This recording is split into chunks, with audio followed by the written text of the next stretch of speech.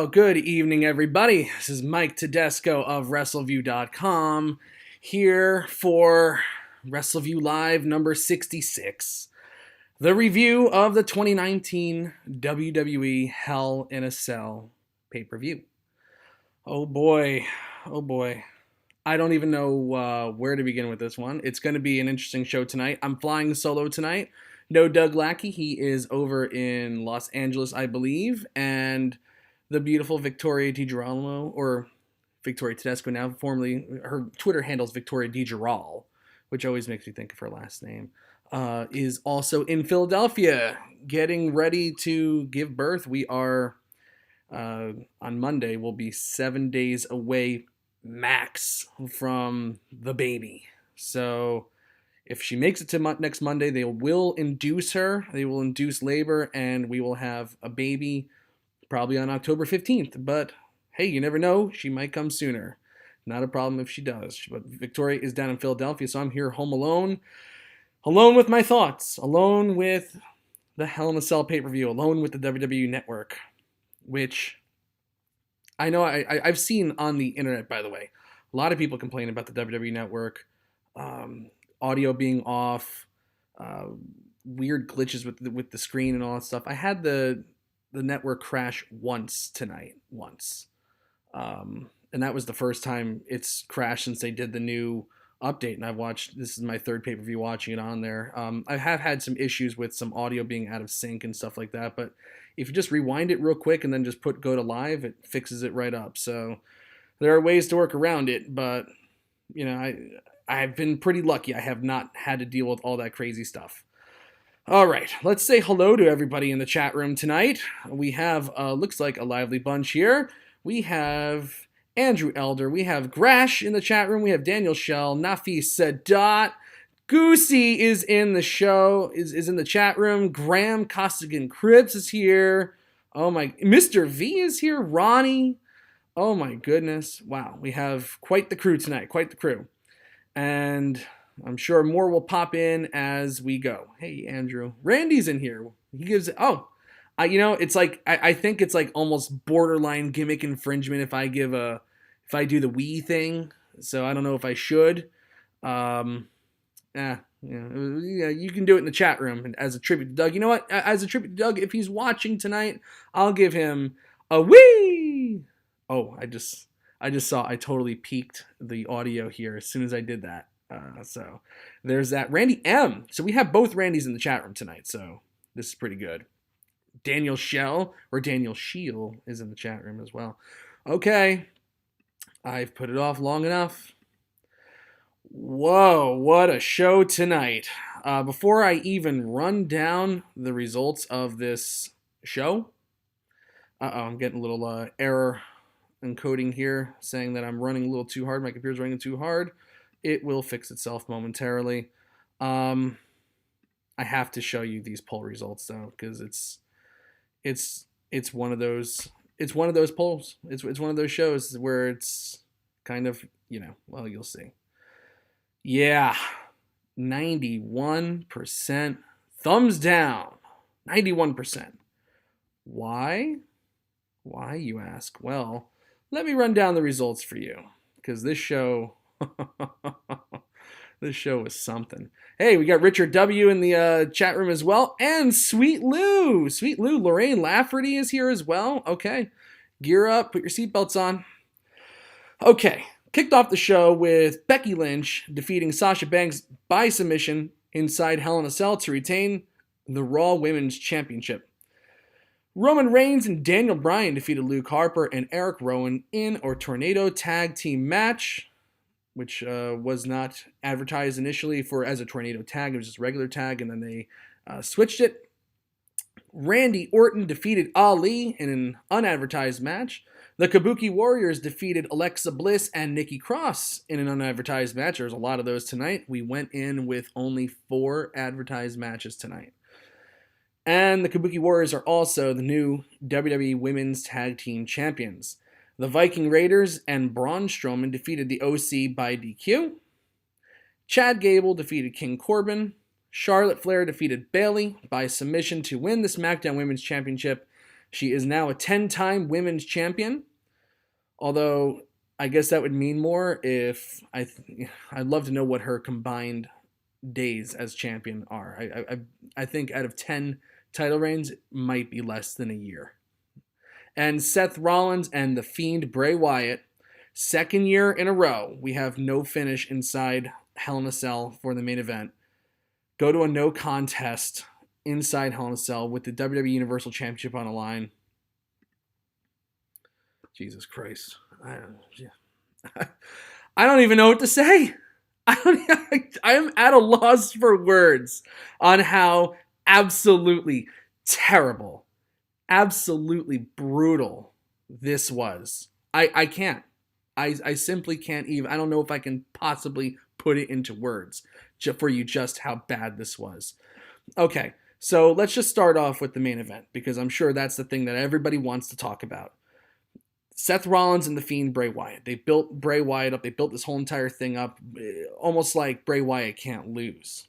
And it's like, if he does lose, like it will just destroy his gimmick. It's gonna ruin him as a character if he loses. So the question would be then, if you put him in this match and you don't intend on him winning, how are you going to get out of it? And number two, if you have no intention of him winning and you want to keep the Fiend character looking strong, why book this match in the first place? Why even have the damn match? Why put this match on?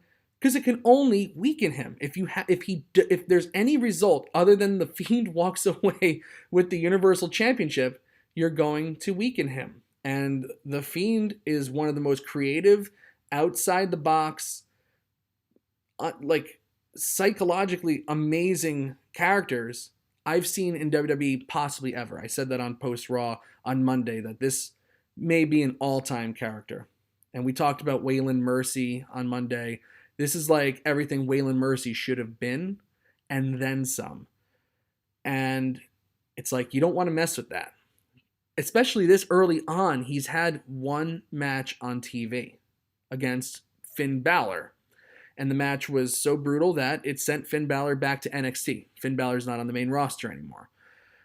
So if the Fiend went over that strong in there, and he's gone over on literally everybody, anybody of, some stature here. He's gone over Kurt Angle, Mick Foley, Kane, Braun Strowman. He's taken down everybody.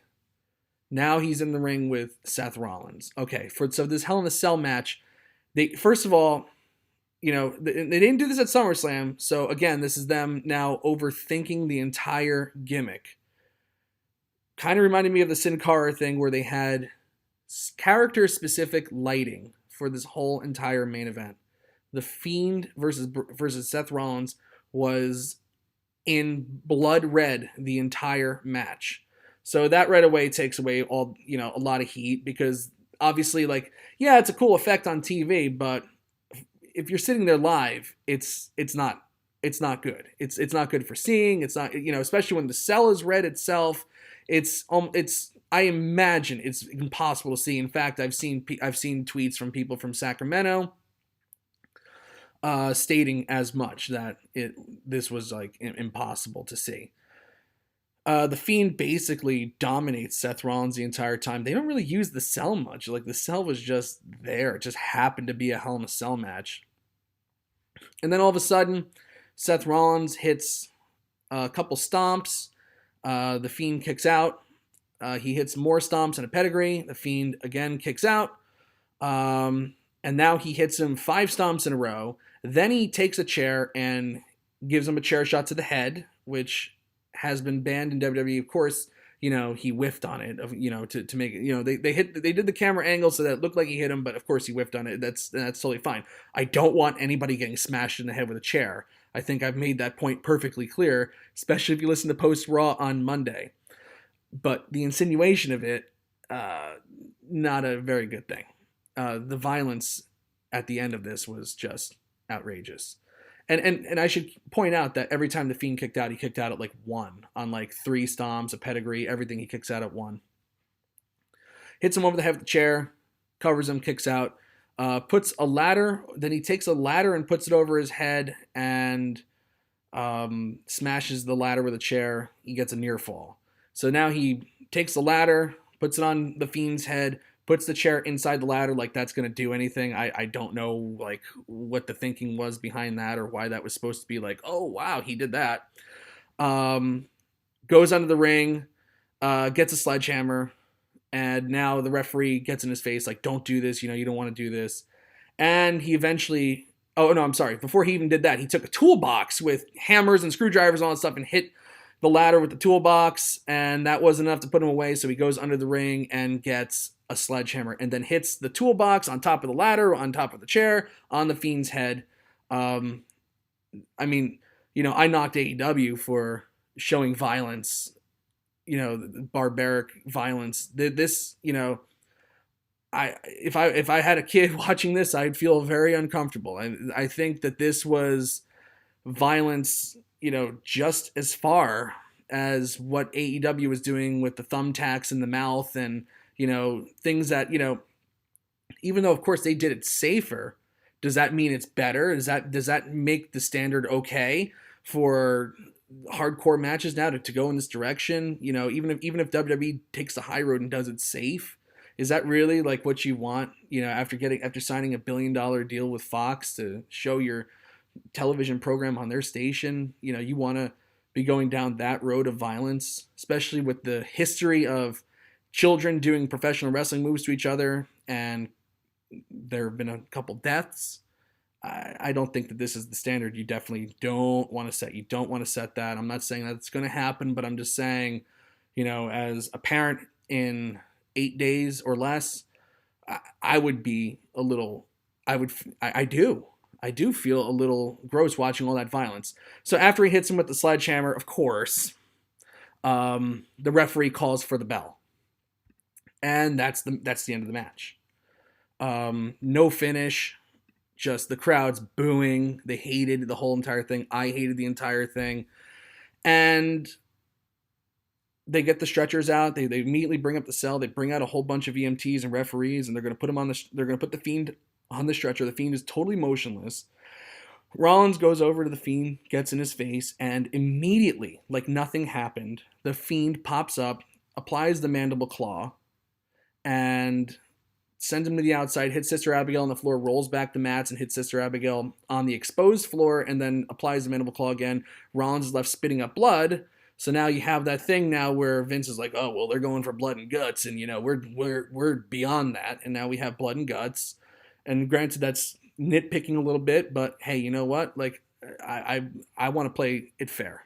Both sides. I'm hard on AEW. I got to be just as equally hard on WWE. If you want to call this nitpicking, that's fine.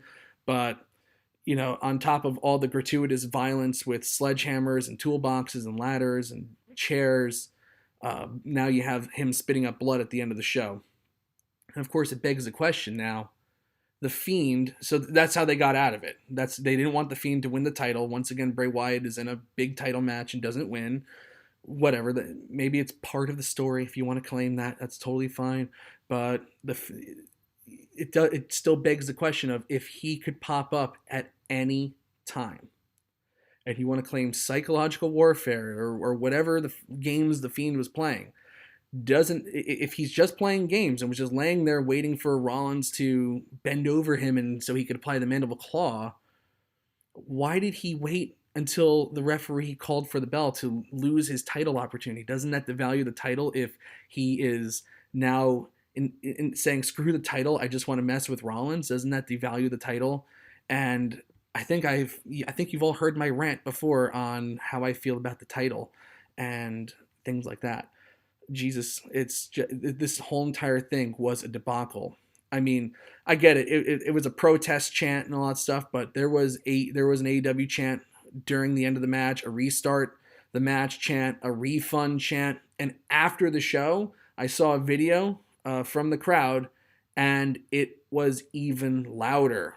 AEW chants, refund match, everything. It was just brutal. The whole entire thing was a debacle. It really, anytime you do an angle like this, someone has to look good coming out of this. By the end of this match, people were booing Seth Rollins, which obviously isn't what you want for your face champion. People, I just know this is going to turn people on the Fiend, because it's like, they built him up for all these months and then they take the carpet out from under you again. It's classic WWE. It's like that's where the anger comes from. It's like, why did I just watch this for all these months and get excited about this? Once again, you got me invested.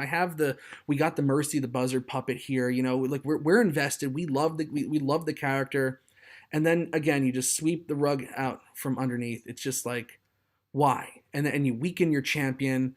It just, everything about this was just a disaster from top to bottom.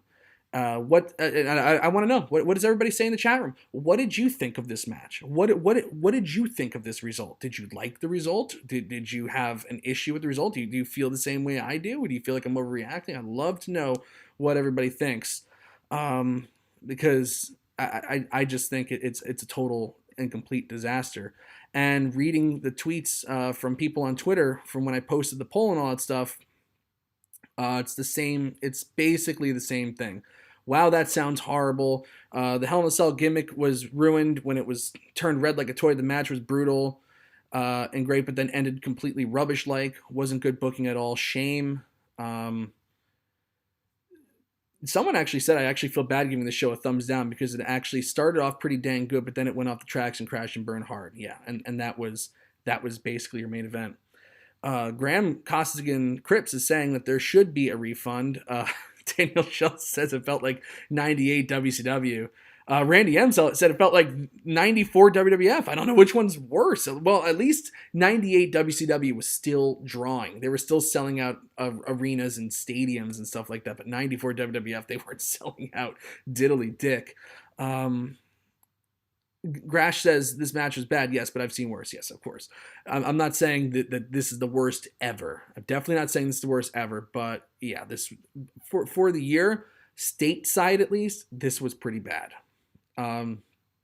Andrew says he figured they were gonna pull something because they kept a poll out there with a DQ finish winning the poll.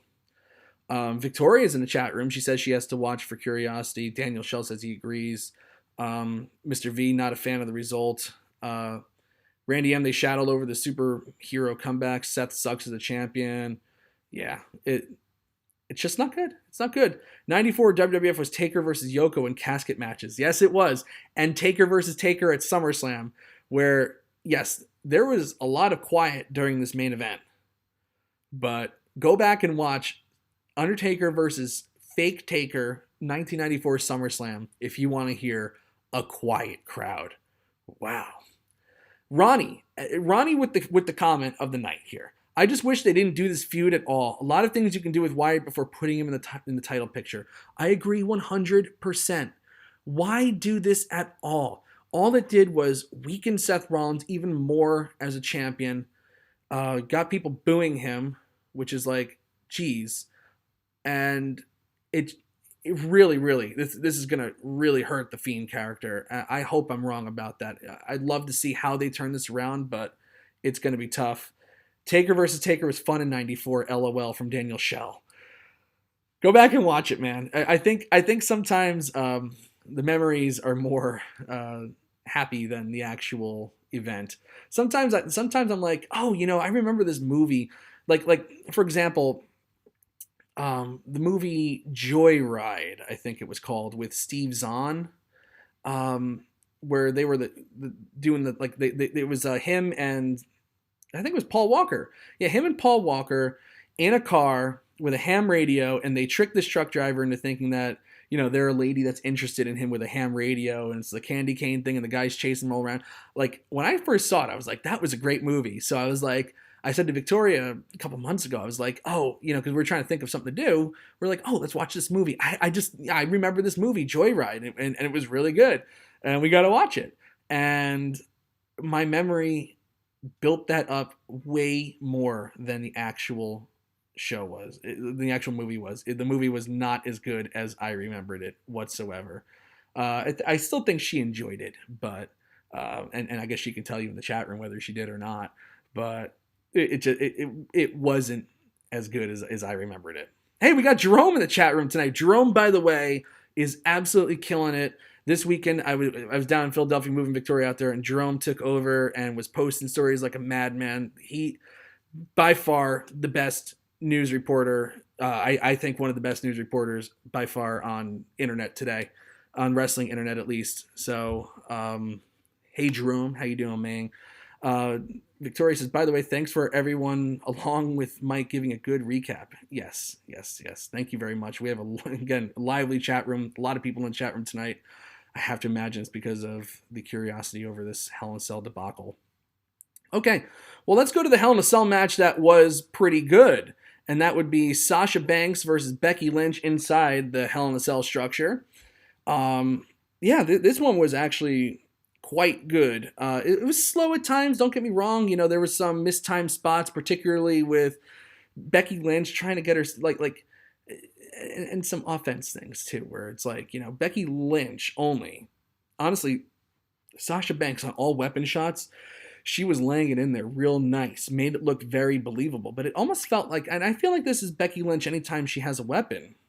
If you've seen her, you know, with a chair, you know, hitting Sasha Banks with a chair or doing anything with weapons, it seems like she's almost afraid to like really lay it in nice and snug. Now, there's a difference between snug and actually just brutalizing somebody with it. She is at the low end of the spectrum where it doesn't look convincing. It kind of reminds me of, if anybody remembers this reference, Lance Storm giving chair shots in ECW where he was like, dink, dink. You know, he really didn't want to do it because he kind of thought it was barbaric, and guess what? It kind of is.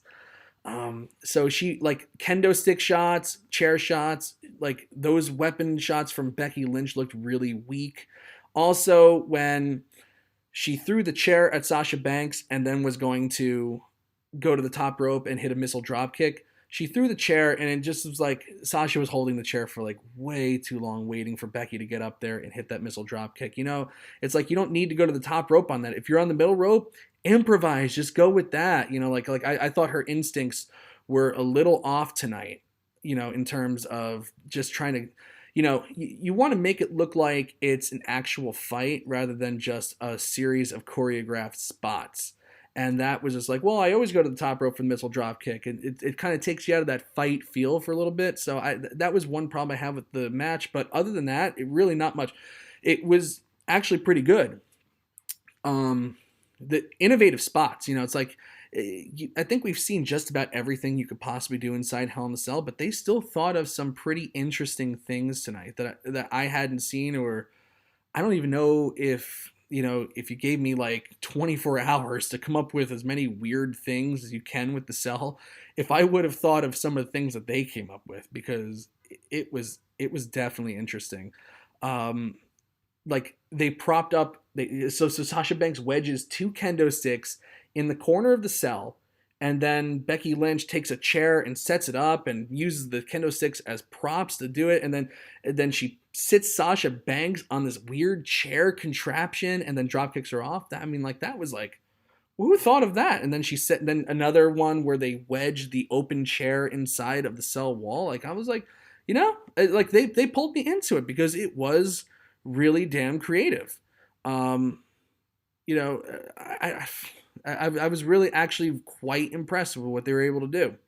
Mickey X86, hello, I always listen to you all at Spotify. Hey, Mickey, thanks for listening to us at Spotify. I love our Spotify download numbers, and I love our Spotify crew. I never really get to talk to him, so I'm glad that Mickey's here tonight to check it out. I'm glad you're checking this out tonight.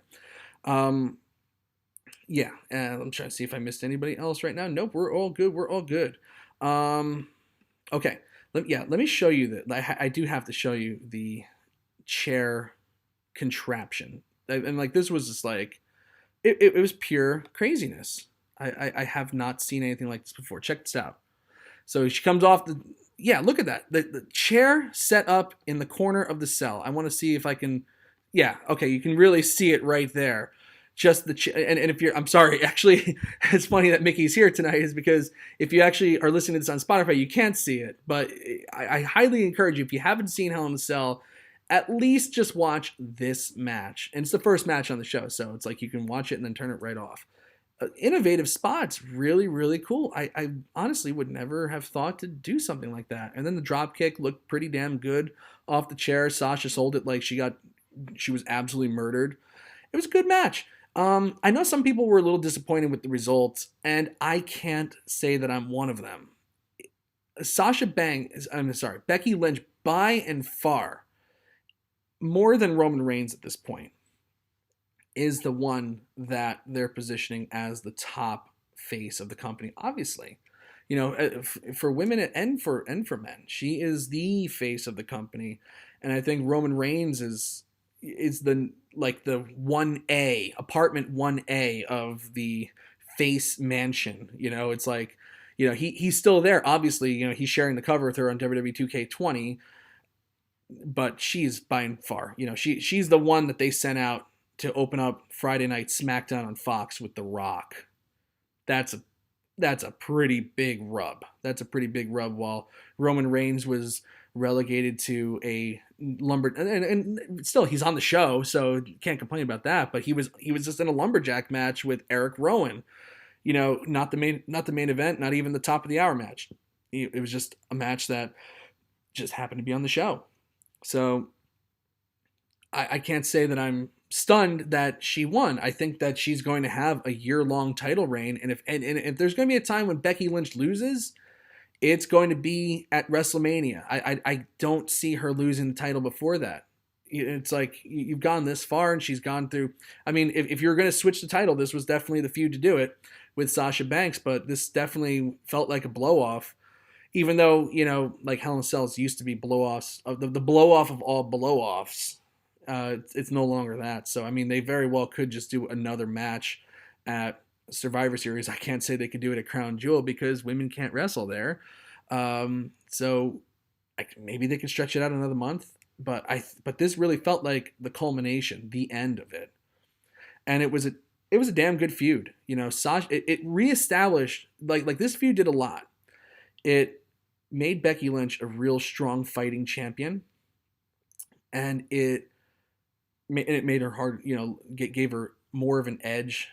And even though she's always had the edge, but she kind of lost it for a little bit. She got it back in this feud, and it totally, completely rehabilitated Sasha Banks' career. It's more than just a blue hair dye job here. Like she looks like $1 million coming out of this thing, even though she didn't win. She took it to Becky Lynch in that Hell in a Cell. She looked great. They had innovative moves. This was way better than the first Hell in a Cell with Sasha Banks and Charlotte Flair in 2016 in Boston. This was a legitimate main event worthy Hell in a Cell, as good as you'll see from the guys. It was one of those. So Sasha Banks, this is a feud unlike the Rollins and Fiend feud where both people come out of it and they look great. And they can go on and do other things and redo and reconvene somewhere down the line if the story calls for it. But this was just fantastic. What say you in the chat room? Just looking around. Play the cards right. I think Becky could be a huge star in and outside of WWE. This is from Ronnie. Have we ever had a female version of, say, The Rock? Someone who got so big in WWE they were famous all over the place. Well, no, they have not had anybody. They have not had a female version of The Rock before. Nope.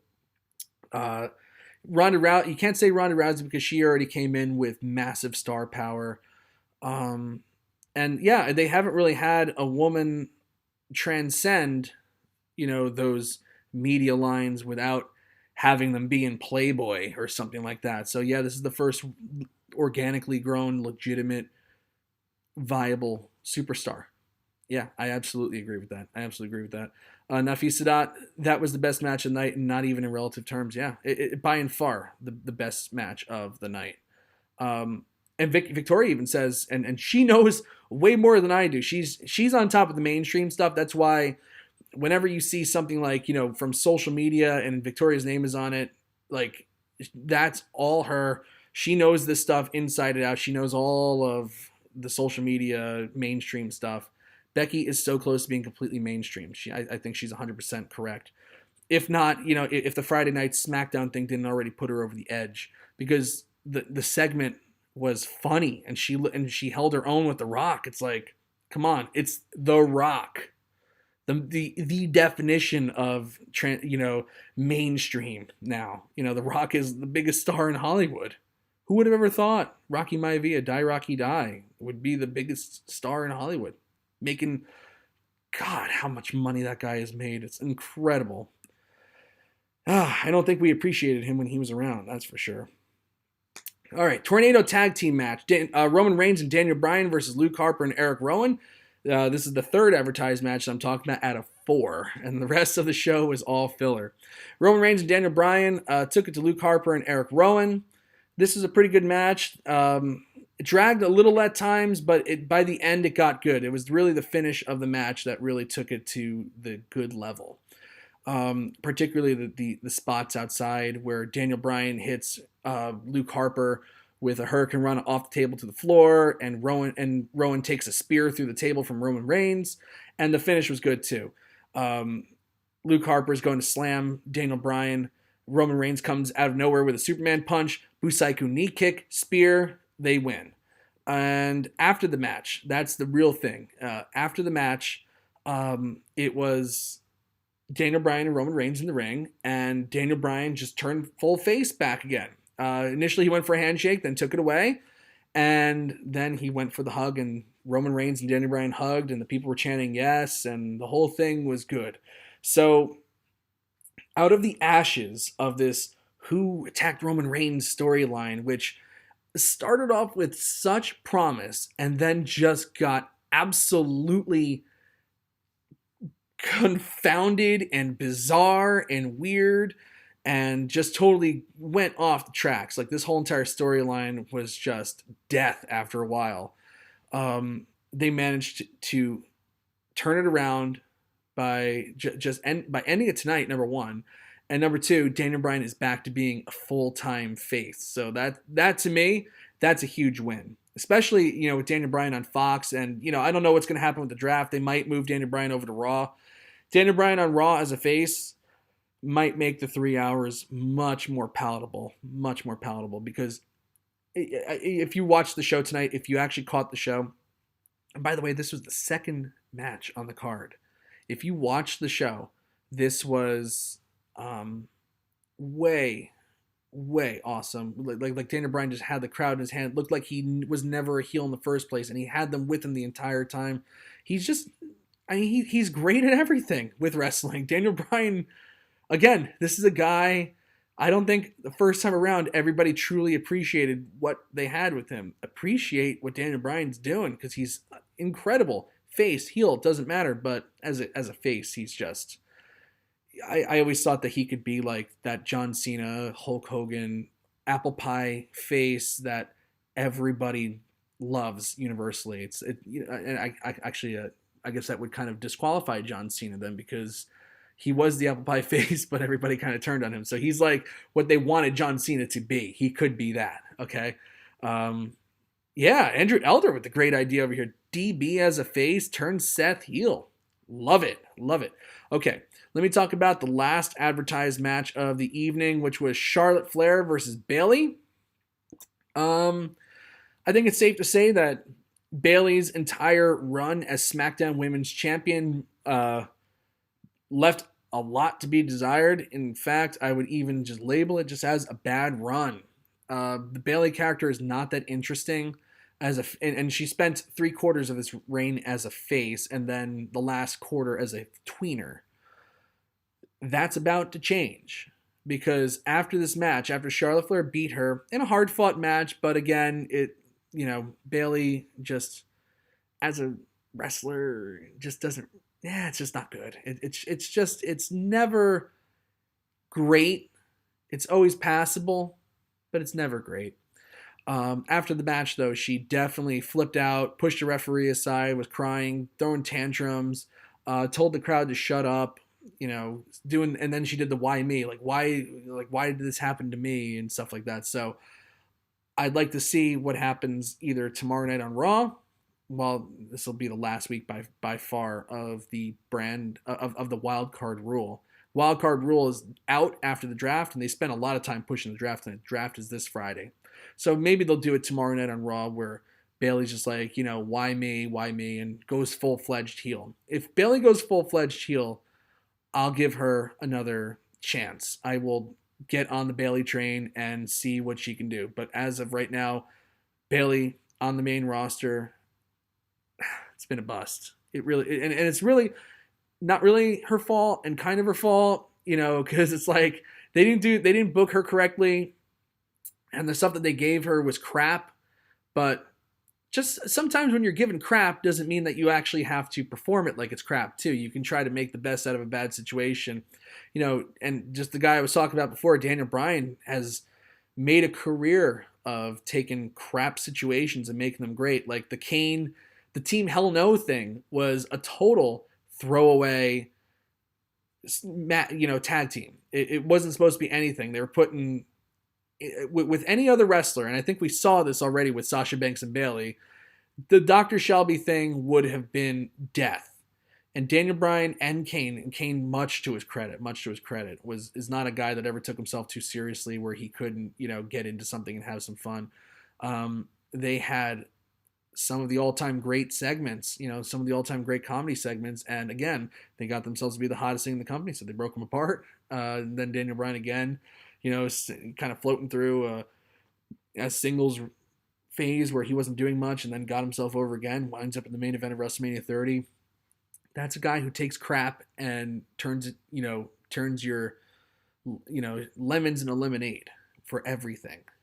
Bayley and Sasha both didn't have the ability to do that. Sasha Banks got a reprieve by, going away for a few months, collecting her thoughts, coming back and having, a run, the run of her career against Becky Lynch. It's time for Bayley to do that. And maybe it'd be a great idea for Bayley just to disappear for a little bit. Maybe that's what she does. Maybe she's like, I'm going to go away now. And then, have her come back, in a month or so and as a full-fledged heel. Maybe you don't have to turn her full-fledged heel and just make that big switch. Maybe she can go away and come back and do that. We'll see. There's a lot of things you can do there. After watching what they did with the Fiend Bray Wyatt, though, I'm not going to hold my breath on them doing the right thing by anybody. So that's that. Okay, now the rest of this pay-per-view was literally just filler. Total, complete filler.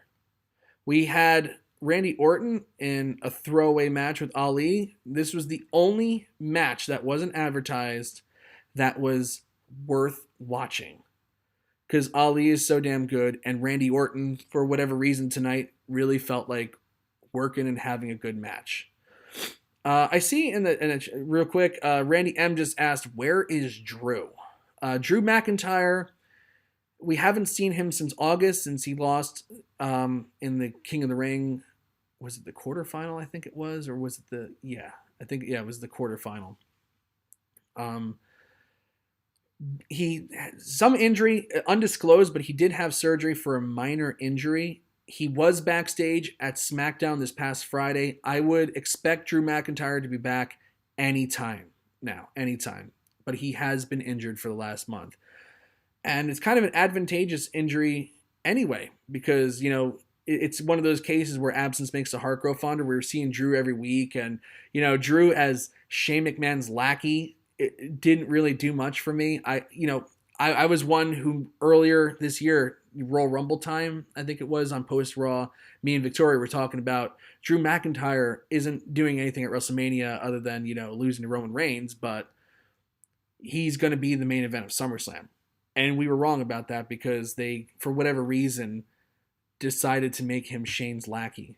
And that really hurt him for a little bit. So actually having this little injury, getting it taken care of, if he comes back and, hopefully they do the right thing by him again. I just saw what they did with the Fiend, so I can't guarantee that that's what they're going to do. Hopefully they do the right thing with Drew McIntyre. But anyway, Randy Orton felt like working tonight, and Ali obviously is a great worker. They had a great match. Randy Orton absolutely brutalized him in this. I got to show. I'll just show you just one picture. You just got to see it because it's cuckoo. It's totally cuckoo. Look at that welt Look at that. Right there. Man, that was his ribs. And it's not a shadow, it's a legit, it was all the way down into his tights, this bruise was. Orton knocked him off the top rope and he took a flat chest bump on the ringside floor, and then he gave him a front suplex onto the commentary table, dropped him real low on his chest, and he probably just whipped hard off of a monitor or something like that. But damn, this was awesome. And Ali was great in this. Orton was having fun. He was punching that. He like, talking about like a total jerk. He was punching the welt, and they were zooming in on it. They did a great job. This was just, it was a lot of fun just to watch. Ali had a fun little counter to the RKO. But in the end, of course, Orton won with the RKO. This was set up on the pre-show. And obviously with Daniel Bryan, I'm sorry, what am I talking about? Daniel Bryan. Obviously with Randy Orton being the team captain for Ric Flair, Orton's not going to lose.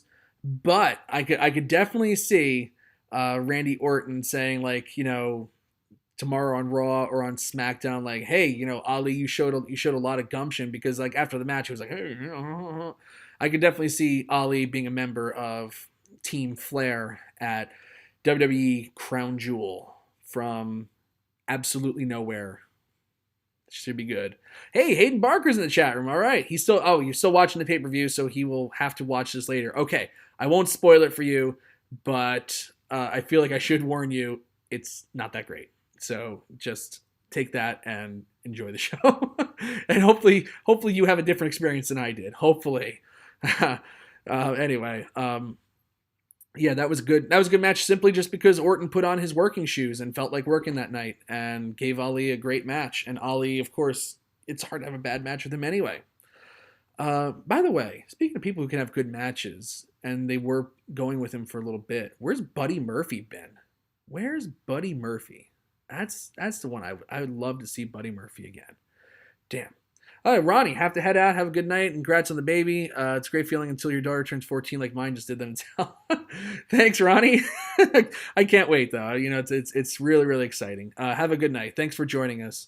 I think he was being drunk and wasted. He said, bam, LOL. Oh, Daniel Shaw. Oh, talking about that thing with Orton on Twitch. Ooh, that was pretty rough. That was pretty rough. Yeah, actually, because I was thinking of that, the little Twitch, debacle with Randy Orton. I was thinking they were going to have him lose this match as like a sort of pseudo punishment, but yeah, they still, you got to go with the story. And Orton's gotten away with so much stuff over the years.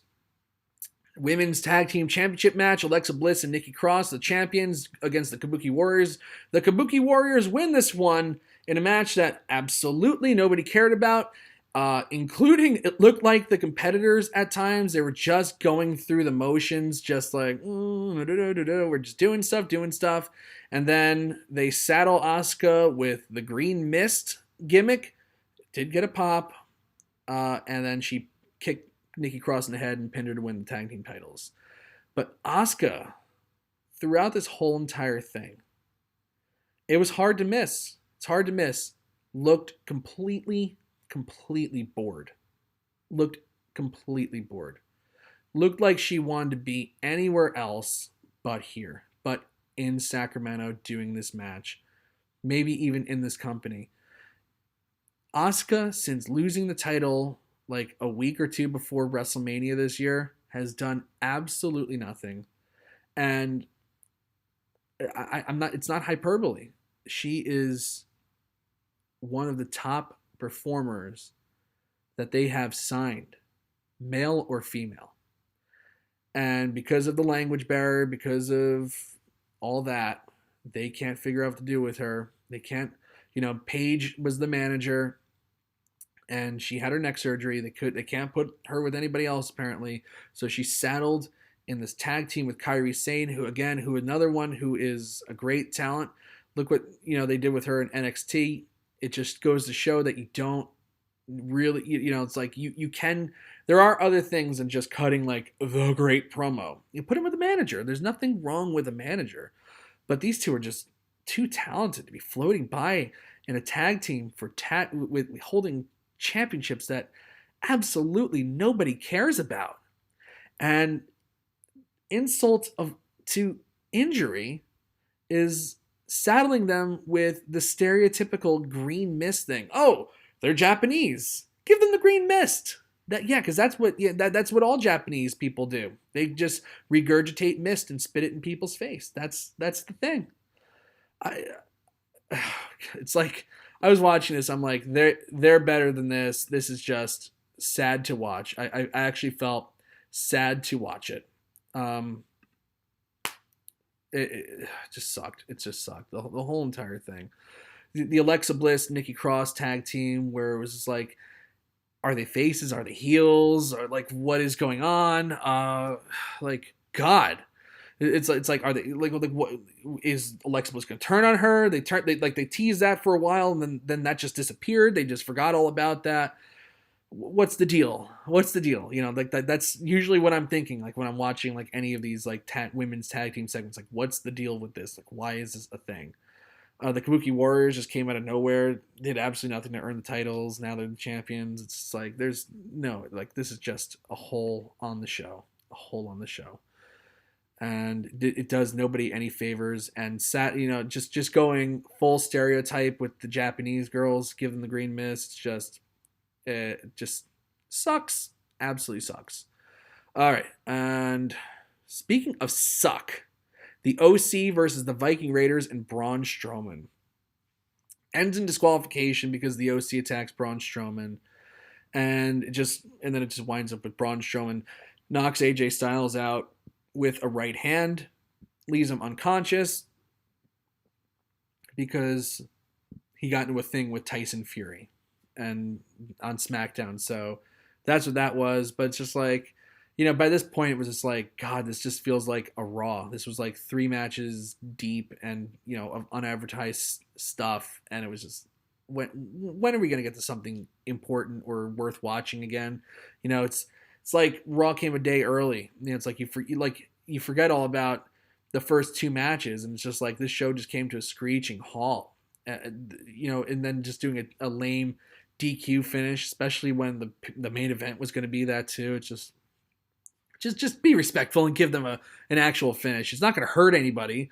Like they murdered the OC anyway. So why couldn't Strowman just knock Styles out clean and pin him? Put a boot on his chest, even if you want to disrespect the OC or whatever. Like whatever. But like doing these things where you think you're protecting them by giving them a DQ, you're really like just pissing off the fans. It's like, I don't understand like why you do it all the time. I just don't understand. And then the last one, a match that we've seen 10,000 times, King Corbin versus Chad Gable. They were calling him Shorty Gable. Corey Graves, of course, overdid it, went nuts with the Shorty Gable stuff. It was like funny for like 2 seconds. Chad Gable does win with a roll-up over King Corbin. The match was just there. And even Greg Hamilton announced him as Shorty Gable. The winner of this match, Shorty Gable. Like this short thing reminds me of when they thought they were going to get Lance Storm over with the boring chant. If anybody remembers that from 2003. I'll never forget being in Madison Square Garden where Lance Storm's wrestling. Steve Austin comes out and just starts a boring chant. And then weeks later, like Lance Storm is embracing the boring chant and trying to be a face off of that stuff. It's like, that is absolutely not conducive to getting somebody over with the crowd. Absolutely not. And it's just like, okay, so Chad Gable gets the win, escapes, because usually like after, somebody beats like a heel, they get destroyed afterwards. So it's like, it doesn't even matter, like, that they just won. They saved that for later, of course. So Chad Gable was backstage with Kayla Braxton, and she called him Shorty. It's like, Jesus Christ, like enough. Like you're killing the guy here. And he says, oh, now ask Baron Corbin what it's like to come up short. Ooh, like, ooh, yeah. You got him. You got him. You got him. Oh, yeah. And then, of course, Baron Corbin destroyed him afterwards. So, win canceled out. You're back to where you were. It's like, that's typical WWE booking. It's like, you can get your win, but nobody really wins. Nobody really advances because by the end of the night, you're left laying anyway. So it's like, it just cancels out. It's like, so again, why even do it? Why even put it on? Because it advances nothing. It's just like, you just feel like you wasted your time. Like I was watching the show that had 4 advertised matches coming into it. And as they're going through all this filler, I was thinking in my head, like, I just watched an In Your House pay-per-view the other day. And granted, In Your House pay-per-views weren't really that great, but they were 2 hours. They were 2 hours, sometimes an hour and 45 minutes. And they were the B pay-per-views. It's like, does every B pay-per-view now have to go 3.5 hours? Does it really need to? You have 4 matches on the show tonight. Can't you just like do them in 2 hours, and then so the crowd doesn't feel ripped off, do what they used to do and have, like house show main event matches after that, why can't you go back to that business model? It's just like, I felt like the entire time I was like just wasting my life watching this pay-per-view. And it's been a while since I've really just felt stupid watching WWE. Like, I just felt dumb. Like, why am I doing this with my life? Like, why am I devoting like any of my time to this genre anymore? And like, I'm not sure that that's the angle that you really want. Like, that's the feeling you want to leave people with. And I get it. I said it on Monday. Maybe I'm just not the demographic anymore. Maybe they're not going for, 32-year-old guys, that are married and with a kid on the way. Maybe it's not for me anymore. Maybe that ship has sailed, and the genre has, I've outgrown the genre. Maybe that's the case. I was feeling that tonight, and especially, it's just like, but it's not advertised for anybody, it's like, and then I just realized this is just not a show that's advertised for anybody with any semblance of intelligence. And it's like, you go online and you could see that like people, it's just not an intelligent crowd that really like enjoys this stuff anyway. It's like, I'm saying, look, if you enjoyed the show, that's great. But like, for the most part, it's like, like these, like people are just like sheeps. Like it's just like they're sheep. Just watching this stuff, and it's like, oh yes, Mr. McMahon, give us more. It's like, I just don't know. It's just no, Randy, I am not going to have the shortest tenure ever as Wrestleview editor-in-chief. I'm not going anywhere. But it's just like, that's the feeling that I was just stuck with tonight. It's just like, yeah, and just like, a crazy person, the definition of insanity is doing the same thing over and over again, expecting a different result. Just like the textbook insane person, I'll be watching tomorrow and waiting for a different result. And eventually, I think it will turn itself around, but it sure is taking a while. It sure is taking a while. Hayden, were the crowd chanting AEW at the end? Yes, they were. And there's a great video of somebody in the crowd after the show came to an end conclusively, and they had the lights back on, where the crowd was just livid, absolutely livid. Andrew says I should take a break for a while. It could be a refreshing thing. Unfortunately, with the job I have, I can't take a break, so I just got to keep watching. And it will turn itself around. I mean, I think you've seen on the post-Raw show, like, even when things are bad, I can, it's like, you can be cheerful about this genre. You can enjoy this genre. I can definitely enjoy the genre, but it's just like tonight when they do something so stupid and you feel completely hoodwinked for the, after getting into a character for the past 2 months and, being emotionally invested in the character, and, you've even bought some of the characters' merchandise and stuff like that, for them to like pull the rug out from under you again, just deal a crushing blow, knocking the wind out of your chest blow to that character, and you just feel dumb for having even invested your time in it, knowing deep down that this was always going to be what happens. It's just like one of those nights. I gotta stop talking about it and just move on with my day. And by tomorrow, I'll be totally fine. Like wrestling does not affect my life whatsoever. I can, if I'm not looking at wrestling or dealing with, I don't think about it really at all. So that's part of why I can keep watching this and enjoy, because I have such a short memory for it. Randy Turcola, post Raw, the Mike Tedesco making lemonade from lemon sour. I love that. That should be my tagline. That should be the tagline of the show. Oh yeah, Andrew Elder is totally right. Be glad this isn't the territory days. That would have caused a full-fledged riot in Memphis wrestling days. Yeah, that would have been like Terry Funk walking to the ring and getting a switchblade right in his neck. Like I can't like you hear these stories of like the missing link, like setting off a giant riot, or the Vachon brothers, setting off full-fledged riots, or the Sheik. People bringing guns to the arena, or going to Puerto Rico and people throwing, cups of urine at you. It's hard to even imagine like that time period. It's really crazy. Randy says we got blood money for Halloween. We'll see. So yes, I guess, okay. You want Mr. Brightside, you want positivity. I can almost guarantee you this will not be the worst pay-per-view of the month. We do have Crown Jewel at the end of the month on Halloween, so this will not be the worst pay-per-view. Stateside, this is the worst pay-per-view of the year, bar none, by far, but I think Saudi Arabia will probably be worse. Even though they are giving us, and talk about feeling like an idiot, Cain Velasquez versus Brock Lesnar is going to be at Crown Jewel. Sit on that one. How about that? You think that's going to be, you thought that was going to be a WrestleMania main event type thing?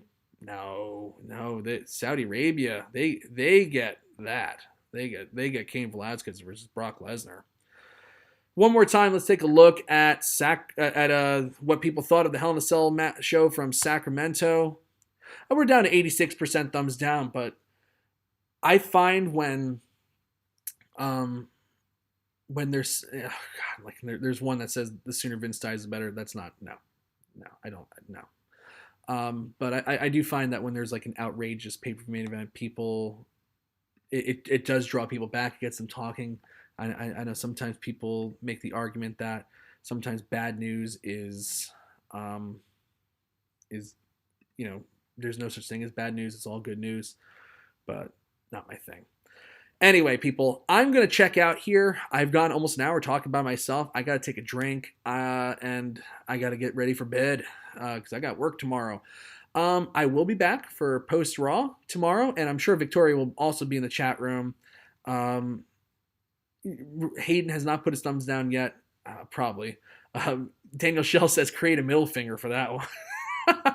yeah, it'd be well deserving if you gave it one, sir. It definitely would be. I will try to be a lot more cheerful tomorrow for the Post Raw show. In fact, I'm holding out hope that Raw is going to be pretty damn good tomorrow. We'll see what happens. Even though we do have Natalya versus Lacey Evans in a last woman standing match, because that feud can never ever end. I don't even know why it's happening, but it can't end. It's forever.